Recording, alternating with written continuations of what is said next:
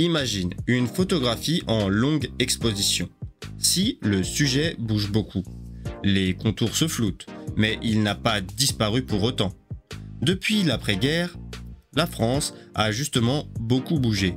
Croissance, salarisation massive, montée des qualifications, diffusion de la consommation, élévation des niveaux de vie. Résultat, certains ont cru voir s'effacer les classes derrière un grand ventre, de moyenne position.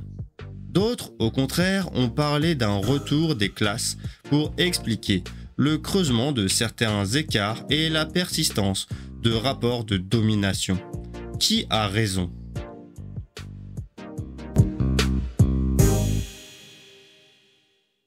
Pour répondre sérieusement, on va suivre 3 fils. D'abord, le brouillage des frontières entre les classes. Ensuite, un paradoxe étrange. Plus d'inégalités objectives, mais moins de conscience de classe à la Marx. Enfin, la nécessité de croiser les rapports de classe avec d'autres lignes de fracture, notamment le genre.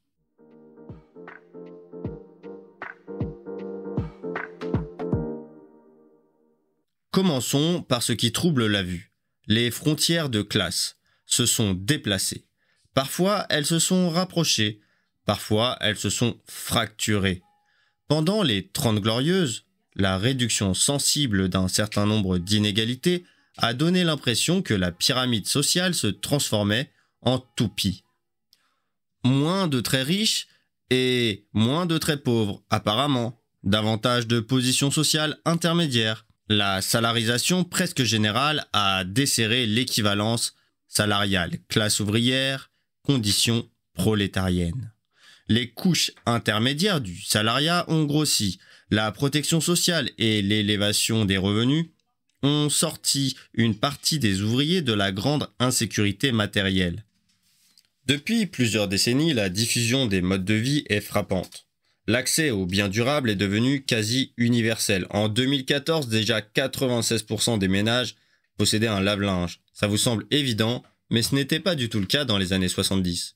Le numérique a achevé ce mouvement. 94% des foyers connectés à Internet en 2024. Et du côté de l'école, l'élévation du niveau de la formation est massive. Le taux de bacheliers est passé d'environ 30% au milieu des années 80 à 80% aujourd'hui. Tout cela contribue à gommer une partie des écarts visibles du quotidien et à donner le sentiment d'un rapprochement des styles de vie. Autrement dit, le salariat s'est diversifié et l'espace social ne se laisse plus découper aussi simplement en 2 grands blocs opposés.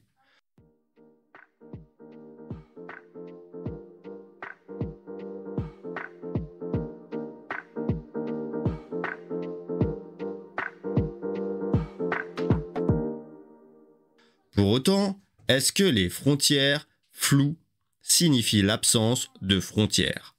Pas vraiment, car dans le même temps, d'autres évolutions ont rapproché des styles de vie et éloigné des vécus au sein même d'une étiquette.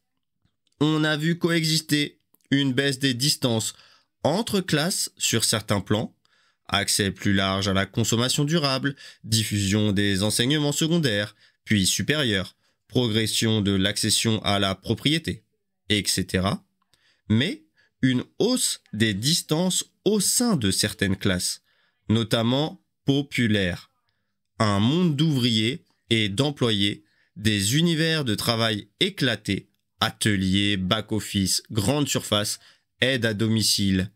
Des degrés de qualification différents, des rythmes d'horaires plus ou moins contraints, des protections d'emploi hétérogènes.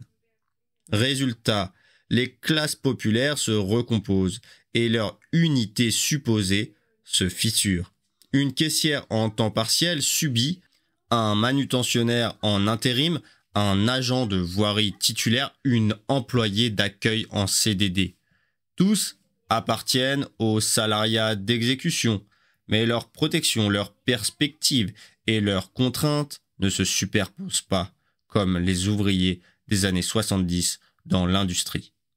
Moralité, quand les distances interclasses diminuent sur certains indicateurs et que les distances intra classe augmente, les contours deviennent moins nets.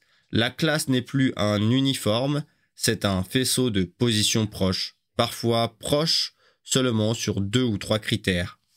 Est-ce une bonne raison pour jeter la boussole classe à la poubelle? Pas si vite, car si la grille marxienne classique, polarisation entre les bourgeois et les prolétaires, équivalence stricte salariat prolétaire, était chahutée par ces transformations, la grille wébérienne avec sa double hiérarchie économique, possession et production, et plus largement les nomenclatures des PCS restent très utiles pour repérer des positions et des écarts.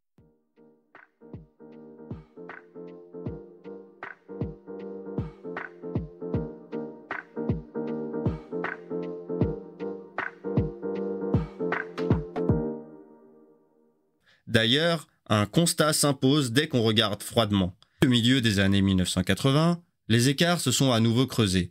La part du patrimoine détenu par les plus riches est repartie à la hausse, après une longue phase de réduction au XXe siècle.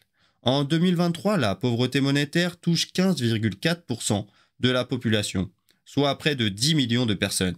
Et le marché du travail reste très segmenté, avec près de 10% des emplois en CDD et en intérim, dont une grande partie à très courte durée.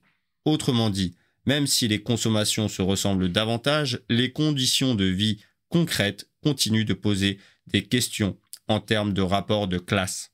Il existe bien un salariat subalterne, employé et ouvrier, qui se distingue durablement par des revenus et des patrimoines plus faibles, des tâches plus usantes, physiquement et psychologiquement, une exposition supérieure à la pénibilité, aux horaires atypiques et à la précarité contractuelle, tout autant à des perspectives de progression plus limitées et à une plus grande vulnérabilité face au chômage.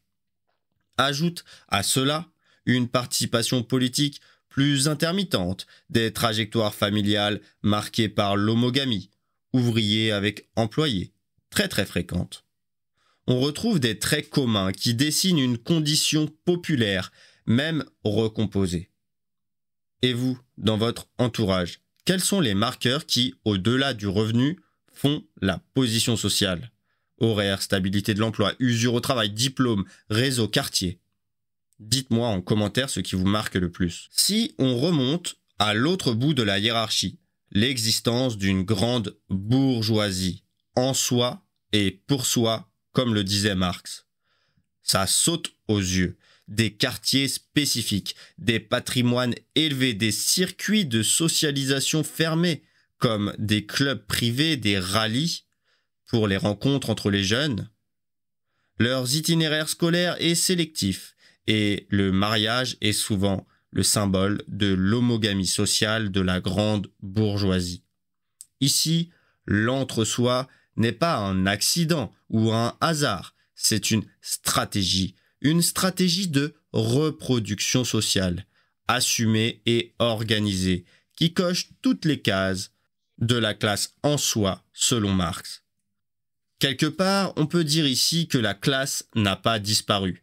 Oui, ses frontières sont moins un coup de hache comme autrefois, et demandent un travail empirique, c'est-à-dire de compréhension du réel, plus fin pour être saisi.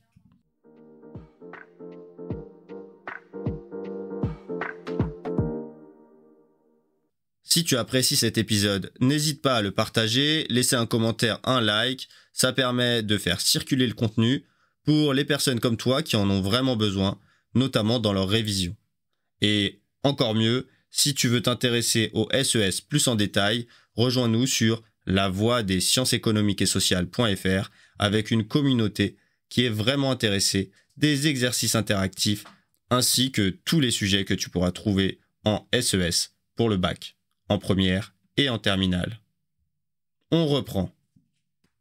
Avançons sur le deuxième nœud du débat. Comment expliquer le paradoxe d'une France où certaines inégalités se creusent ou se déplacent alors que la conscience de classe semble reculer? Pendant la période industrielle classique, beaucoup d'inégalités étaient perçues et vécues comme des inégalités entre classes. Nous, les ouvriers, vs. eux, les patrons. Il existait des mondes relativement homogènes, donc des expériences communes, même atelier, même cadence, même syndicat, même quartier, même café, etc. Cette homogénéité relative rendait plus facile l'identification à un « nous » et l'engagement collectif semblait évident.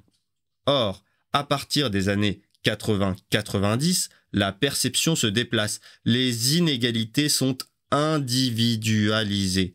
Elles sont lues à travers le genre, le diplôme, le contrat, l'âge, le territoire, l'origine, la composition familiale. Le vécu devient plus singulier. Tu ne compares plus une classe abstraite, tu te compares à des pairs, PAIRS, qui te ressemblent sur une dimension précise. Étudiants, mère solo, intérimaires, habitants de quartier, diplômés, bac+2, etc. L'école illustre bien ce basculement.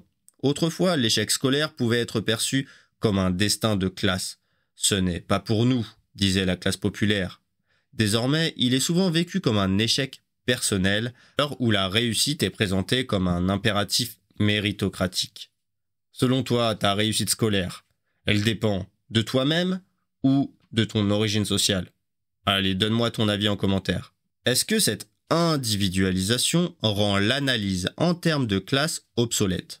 Pas davantage. Elle nous oblige à ne plus opposer le structurel, c'est-à-dire les classes sociales, et le biographique. Autrement dit, la trajectoire individuelle liée à la socialisation qui est souvent plurielle. Donc, elle nous oblige à les articuler.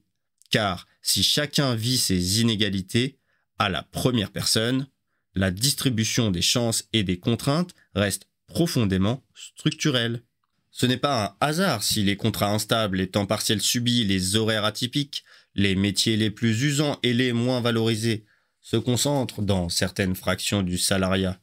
L'échelle a changé, la narration a changé, mais la charpente tient encore.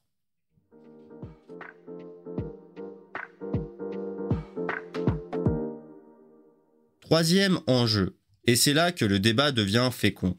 On ne peut plus se limiter aux seules classes. Si l'on veut saisir la stratification sociale contemporaine, il faut croiser les rapports de classe avec d'autres rapports sociaux, et en particulier le genre. L'exemple est limpide. Les filles réussissent mieux à l'école en moyenne, mais demeurent sous-représentées à mesure qu'on monte dans la hiérarchie professionnelle. Le fameux plafond de verre ne tient pas à des talents naturels différents, qui n'existe pas en réalité, il tient à des organisations du travail, à des normes de disponibilité, à des stéréotypes persistants et à une segmentation des métiers qui concentre les femmes dans des secteurs peu valorisés et peu rémunérés, souvent liés au care, soins, éducation, service à la personne. Ce sont des positions de classe, salariat et d'exécution, faible autonomie, bas salaire, mais aussi des positions genrées, représentation d'un savoir-faire naturel, prolongement du travail domestique gratuit, etc. Ajoutons à cela les effets de trajectoire familiale, intermittence, charge mentale, maternité. Et tu comprends pourquoi, en cas de séparation, les femmes basculent souvent vers des positions très fragiles, que ce soit économiquement ou socialement. Aujourd'hui, on peut donc associer le concept de classe et de genre pour penser l'ensemble. Et si tu veux être encore plus complet, tu ajouteras d'autres lignes de fracture, l'origine, l'âge, le territoire, qui se combinent aux positions socio-économiques. On parle d'intersectionnalité. Attention à ne pas confondre avec intersexualité, ce n'est pas le sujet.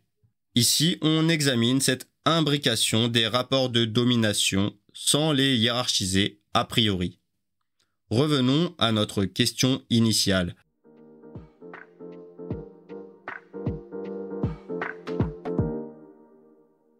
Pourquoi donc la pertinence de l'approche en termes de classe sociale fait-elle débat? Parce que l'histoire récente a brouillé les repères visibles, montée des positions intermédiaires, position du salariat, diffusion d'un certain confort matériel. Parce que les expériences quotidiennes des individus se sont individualisées. On ne se sent plus comme ouvrier ou prolétaire. On se perçoit comme une femme jeune, diplômée, intérimaire, parent solo, banlieusard. Et parce que d'autres rapports sociaux ont mis au jour des inégalités longtemps occultées par la grille des classes sociales. Ce brouillage n'est pas un effacement. Les classes populaires existent toujours avec des traits reconnaissables. Une grande bourgeoisie existe avec ses institutions de reproduction. Entre les deux, une large zone de position moyenne travaille, consomme, s'endette, s'équipe, scolarise ses enfants.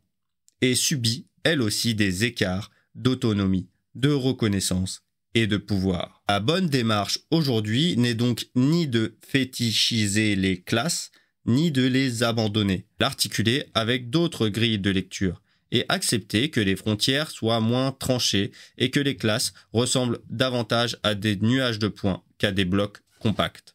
C'est enfin reconnaître que la conscience de classe n'est pas un préalable nécessaire pour que la classe opère. Les structures n'attendent pas les slogans pour produire leurs effets.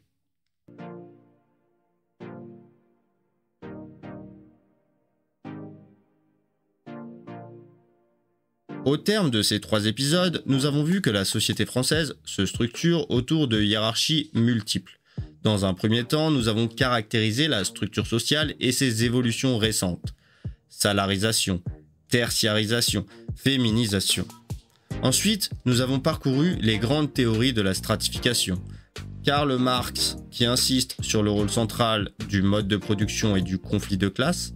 Weber, qui ajoute la pluralité des dimensions économiques, sociales et politiques. Enfin, nous avons interrogé la pertinence actuelle du concept de classe sociale. Les frontières se sont brouillées, la conscience de classe affaiblie, mais les clivages demeurent et d'autres rapports sociaux comme le genre ou le territoire ainsi que le cycle de vie rentrent en compte. Conclusion. Pour comprendre les inégalités, il faut croiser les approches et ne jamais oublier que derrière les chiffres, ce sont des conditions de vie concrètes et des rapports de domination qui s'expriment. Merci pour votre écoute et on se retrouve pour une prochaine trilogie.